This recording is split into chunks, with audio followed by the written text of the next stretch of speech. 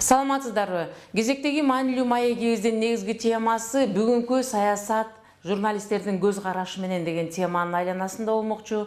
Бүгүн бизде конокто Асман пресс газетасынын башкы редактору Керим Айдаралиев. Биз менен болуңуздар.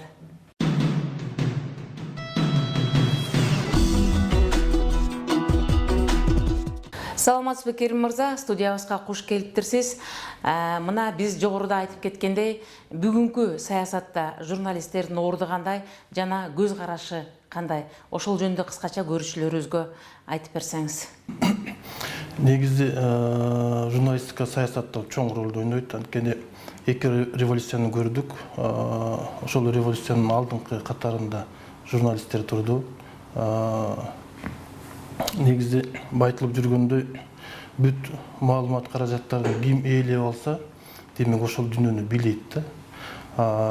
Бүгүнкү күндө маалымат каражаттары Кыргызстандагы бул чоң күч экенин биз тарыхтан көрүп келдик. Ошондуктан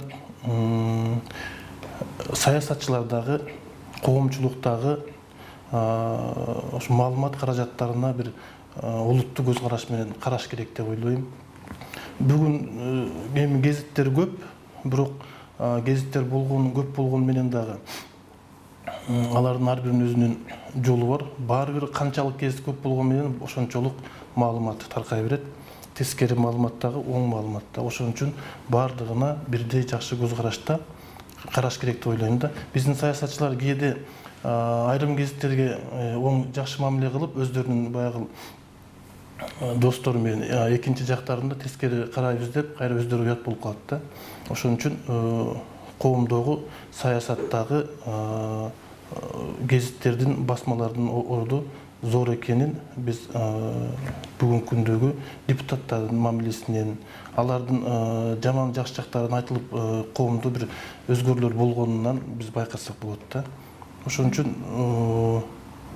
маалымат каражаттарына сөзсүз түрдө бир жакшы мамиле менен карашыбыз керек. Бийлик дагы ошондой көз карашта болуш керек деп ойлойм да. Сиздин оюңузча курал согушуна караганда маалымат согушу коомчулуктун көңүлүн көбүрөөк буруп, мындай бир күчтүүрөөк керек деген. Сөзсүз түрдө, анткени эгерде маалыматты күчтүү, колунда каражаттары бар саясатчы болсо, ал начар адам болсо дагы, начар иштеп аткан болсо дагы, ал өзүнүн рейтингин маалымат каражаттары менен көтөрүп алат. Ошону менен элдин алдында шайлоого барса дагы жеңип алат да. Маалымат каражаттары ошону менен бир күчүн көрсөтүп атпайбы? Бул деген эч кандай саясатчы дагы өзүн төөдөй кылып көрсөтө алат деген кеп да. Мына бүгүнкү күндө биздин мектеп жашындагы балдардан тартып ардактуу эс алыда жүргөн карыларыбызга чейин эле бийликтин ишмердүүлүгүнө өзүбүздүн сын көз карашыбызды, же болбосо жакшы жактарын айтып ой бөлүшүп калбадыкпы? Мына ошо сиз дагы жөнөкөй жаран катары, Кыргызстандын жөнөкөй жараны катары бүгүнкү бийликтин иш алып баруусун кандай баалайсыз? Аябай туура айтып атасыз. Бизде коомчулук өзү саясатташып кетпеди. Карапайым эл дагы саясатташып кетти. Сиздин оюңузча журналисттер биз ушуну кантип элдин оюн саясаттан алыстатып, биздин өлкөнүн өнүгүш жак тармагына бура алабыз? Ал үчүн бул тарыхый мындай рыноктун шартында деле бүгүн саясатташкан гезиттердин тиражы аз да. Ага караганда шоу багытындагы башка багыттагы гезиттердин тиражы көп да. Демек, бүгүн саясатташкандын кереги жок экенин тарых улам четке кагып келатат. Билесиз, мындан бир 10 жыл башта, 5 жыл башта саясий гезиттердин тиражы аябай көп болчу. 70 миңге чейин чыккан гезиттер болгон, мисалга Асаба гезити, Агым гезиттери деген. Азыр ошолордун бардыгы бир аз гана тиражга түшүп калбадыкпы саясий гезиттердин. Азыр тескерисинче шоу гезиттердин тиражы көп да. Демек, тарых өз акырын баягы өзүнүн агымы менен четке кагып келатат. Биз бүгүнкү учурда саясатка караганда элдин турмушун, элдин көйгөйүн, элдин кантип экономикасын көтөрсөк болот, маданиятын көтөрсөк болот, тарыхын көтөрсөк болот, элдин кыргыздын үрп адатын кантип элге таанытсак болот, кыргыздын унутулуп калган салт санасын кантип элге таанытсак болот. Ушулар жөнүндө биз көбүрөөк ойлонушубуз керек экен деп ойлойм. Мен азыр ошол гезиттин багытында ошол жака буруп баратам. Биз буга чейин деле кыргыздын салт санасын, үрп адаттарын, манастын бийиктигин, улуулугун таңазалап келгенбиз. Бүгүн дагы ошол багытта баратабыз. Буюрса биз саясатка караганда ошол кыргыздын жашоо турмуш шартына көбүрөөк көңүл буруп, кантип жашап атышат калк, кантсек өнүгөбүз, кайда барышыбыз керек деген максатты биз негизги багыт катары кабыл алышыбыз керек экен деп ойлоп атам. Кудай буюрса, жаңы жылдан кийин биздин гезиттин багыты дагы ошол багытта өзгөрөт деп ойлойм да. Биз сөзсүз түрдө биз журналисттер коомчулуктагы негизги күч болгондон кийин чын эле аябай саясатташып кеттик. Ошол саясатты бир аз азайтып, биз элдин башкача турмушуна көңүл бурсак, Кыргызстанга аябай чоң пайда алып келет элек деп ойлойм да.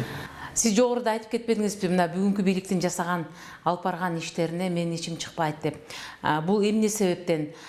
Себеби коомчулукта деген ар кандай айтылат. Кээ биринен сурасаң, бүгүнкү саясий куугунтуктарды жасагандыгы үчүн жакпайт дейт. Же болбосо кээ бирлер бүгүн биздин бюджеттин көбөйбөй аткандыгы үчүн. Дагы бир мугалимдерден же врачтардан сурасаң, пенсиянын же болбосо акылардын убагында берилбей жаткандыгы үчүн деп ар кандай ойлор айтылат. Сиздин оюңуз кандай? Бүгүнкү эмне себептен бүгүнкү бийликке ичиңиз чыкпайт? Мен жөнөкөй адам катары дагы бүгүнкү бийликтин кадамдарына анчейин ичим чыкпайт. Анткени мурдагы эле эки бийликтин баскан изине түшүп алышкан жактары көп. Мурдагы эле саясатчылар, мурдагы эле адамдар дагы эле бийликте жүрүшөт.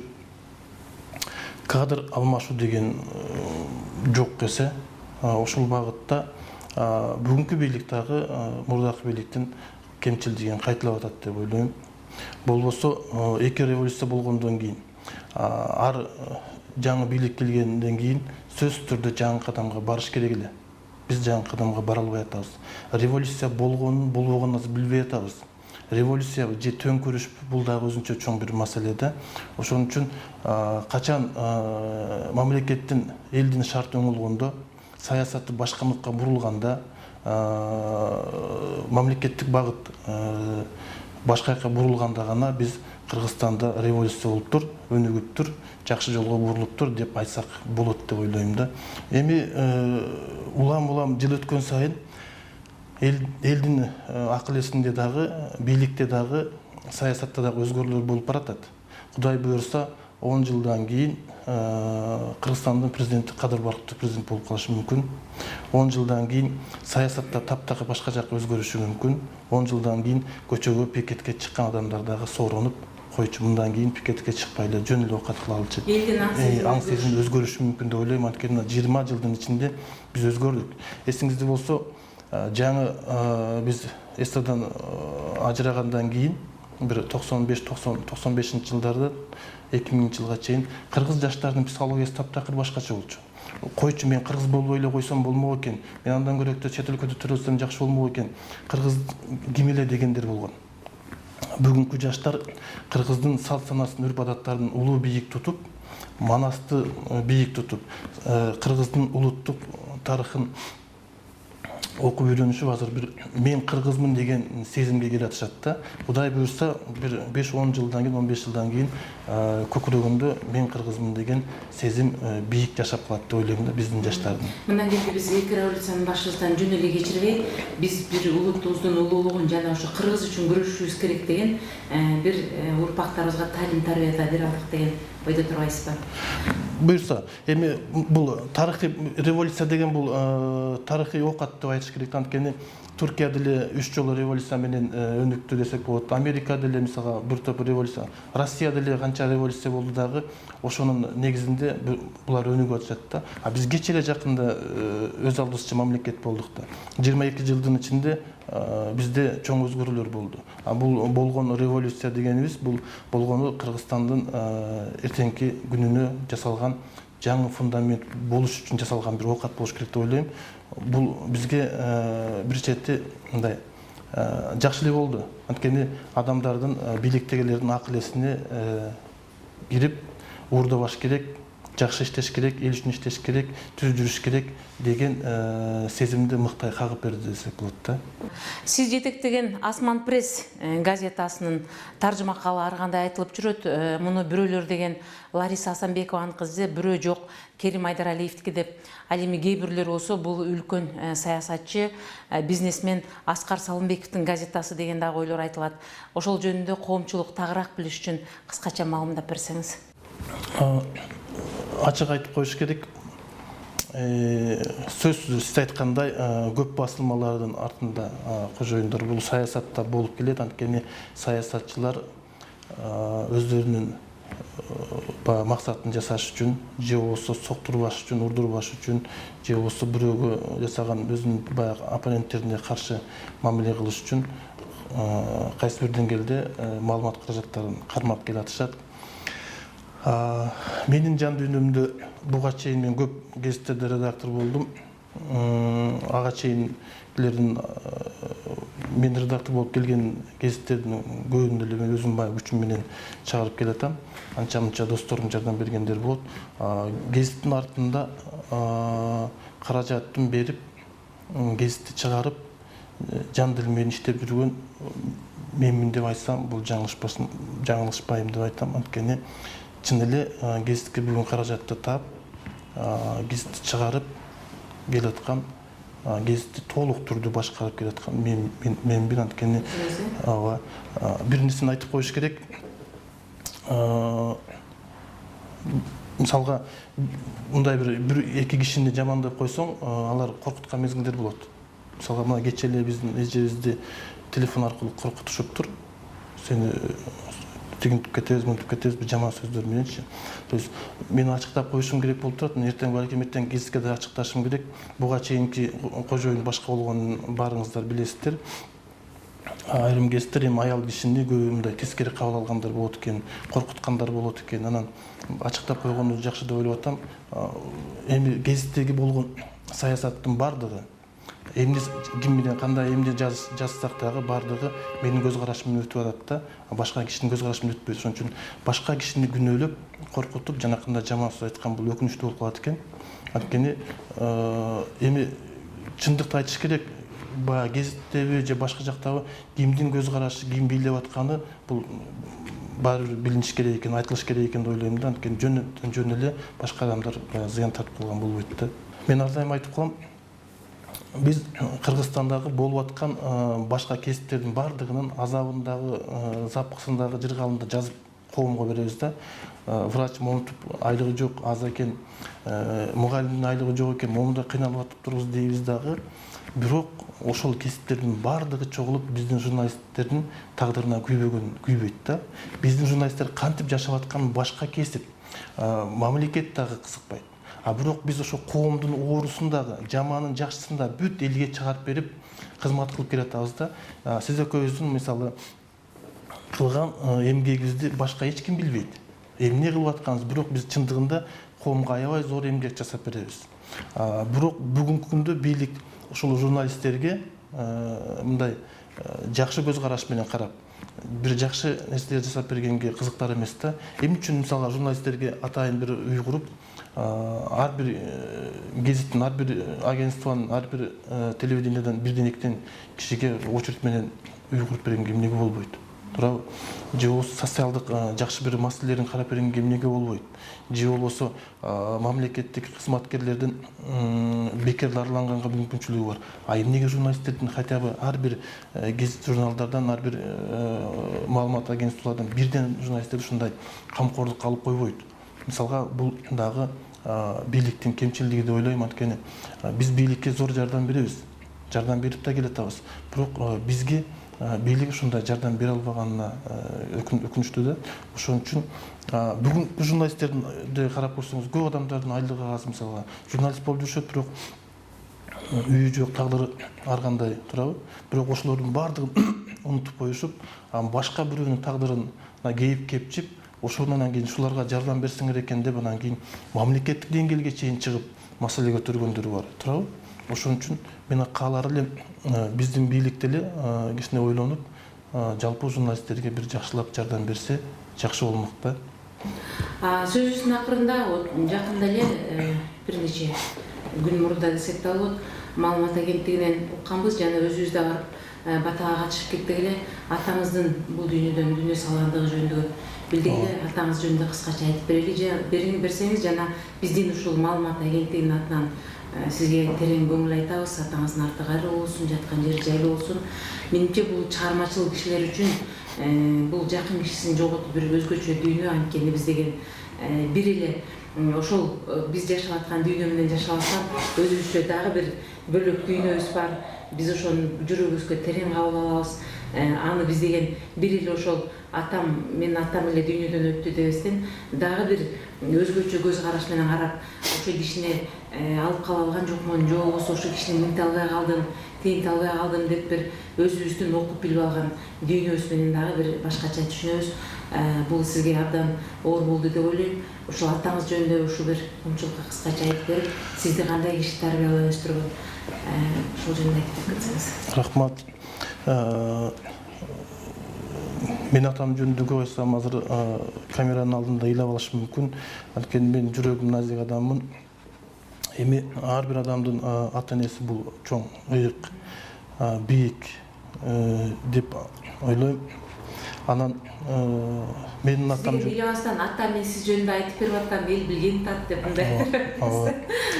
Атам жөнүндө айтсам, атам өмүрүнүн аягына чейин эсирдин учурунда жылкы баккан киши. Жылкыны ушундай, жылкыны аябай жакын, жылкыны тээ алыстан көрүп туруп эле кандай жылкы экенин, кайер эмне болуп ооруп атканын билип койчу. Өзү жөнөкөй, бирөөгө жамандыгы жок. Жылкынын жашарган мисалга кулун, тай, бышты, асый деп анан ошентип айтат да. Жылкынын баардык жагын бир толук билген киши болчу. Айтып атпаймынбы, алыстан эле көрүп, бул кайер ооруп атканын билип койчу да. Анан бул киши жөнөкөй, мен мактансам болот, айылдагы бир топ кишилерге жардам берген. Учурунда аябай кыйналган кишилерге соттолуп кете турганда малын берип сактап калган кишилердин арасында мен атам ошол өткөндөн кийин дагы бир топ кишилер келип аябай ыраазычылыктарын айтып, ыйлашып, жакшы кишилер деп айтышты. Анткени көп адамдарга жардам берген, жан дүйнөсү таза, бирөөгө жамандыгы жок, өмүрү бирөө менен урушпаган, анан бир дагы жолу ичпеген, өмүрүндө ичпеген, 85ке чыгып кетти. Ошол кезге чейин бир да жолу арак ичпеген киши болгон. Бир гана жолу айтып калчу, бала кезинде бозой ичип, мас болуп аттан жыгылып калган экен, ошондон кийин ичпей койгон дейт да. Ушундай жан дүйнөсү таза, бирөөгө жамандыгы жок адам болгон. Эми турмуш деген ушундай экен. Бирок мен кыргыздар айтып коет, атаны көмүш бала үчүн мурас деп. Бул бизге буйруган үчүн биз Кудайга миң мертебе шүкүр этишибиз керек. Анткени атам бул дүйнөдөн кетээрде билип эле баардык балдарыбызды, карындаштарын, туугандарын баарын чакырып эле мен бүгүн кечке маал кетем деп баарын чакырганда, инилеринен бери баарын чакырды. Чын эле кечке маал 7ден өткөндөн кийин өзү коштошуп кете берди. Эми баягы Кудайдан тиленген, кыргыз Кудайдан тиленген эмеспи? Жүгүрүп жүрүп мүдүрүлтүп алса экен депчи. Эми кыйналып, кысталгандан көрөктү баары бир кетчү жака Кудайдын бир жакшылыгы менен кеткен жакшы деп ойлойм. Болгону баягы ичиң ачышып калат, өкүнүп каласың. Анткени ата энеңе чоңойгондон кийин бир жардам берип, жакшылыгыңды көрсөтүп, көп жактарга алып барып, бир мойнуңа көтөрүп, бир рахат алсаң, бул жакшы болмок да. Биз баягы эми Кудайдын алдын жетишинче жасадык деп ойлойм, баары бир бирок өткөндөн кийин өкүнүп калат экенсиң. Бүгүн мен бирөөнүн атасын көрүп, бирөөнүн энесин көрүп аябай суктанам. Анткени жалгыз калган да бул өзүнчө, ата энең жок болгон да өзүнчө бир кабыргаңды кайыша турган нерсе экен. Кантсе дагы турмуштун, тагдырдын жазганына көнөбүз деген нерсе да. Биз ар дайым мындан кийин өзүбүздүн бала чакабызды жакшы тарбиялап жакшы жүргөнгө аракет кылалы деп айта алам. Атамдын жан дүйнөсүнө жараша мен дагы бирөөгө мындай жаман айтпаган, түз жүргөн, ушак айтпаган, бирөө менен кыйсаңдашып урушпаган, эгер бирөө катылса сөз түрдө катылым бергенге аракет кылам. Так мындай жөнөкөй жүргөнгө аракет кылган, жан дүйнөм Кудайга шүгүр, өзүмдүн ой жүгүртүм менен жашаган адаммын, бирөөгө таңуулабайм, өзүмдүн жашоом менен жүргөнгө аракет кылган адаммын деп ойлойм. Кудай бурса, биздин да келечек балким алдыда. Ким болобуз, кайда барабыз, эмне кылабыз, Кыргызстандын эртеңки келечегине канчалык деңгээлде кирпич кое алабыз, бул эртеңки турмуш деп ойлойм. Бешиктеги баланы бек болорун ким билет деп коет. 70-80ге чыкканга чейин Кыргызга кызмат кылганга аракет кылабыз деп ойлойм. Биз буюрса азыр жашпыз дагы, көп убакыт бар деп айта алам. Кудай бизге бакыт берсе, Кыргызстанга зор кызмат кылсак деген тилек бар да. Керим мырза, маегиңизге чоң рахмат. Биз мындан ары бир гана саясатчылардан жолусу белгилүү инсандардан эмес, маалымат тарабынан, жөнөкөй адамдардан, врачтардан, мугалимдерден да ушундай ойлорун алып, коомчулукка билдирип турууну чечтик. Мындан кийин да сизде бир жакшы маалымат, коомчулук билиш керек деген, журналистика кесибиңизде ушул сөзсүз элге жарыяланыш керек деген маалыматтарыңыз болсо келип биздин сайт аркылуу да билдирип туруңуз. Ишиңизге ийгилик каалайбыз.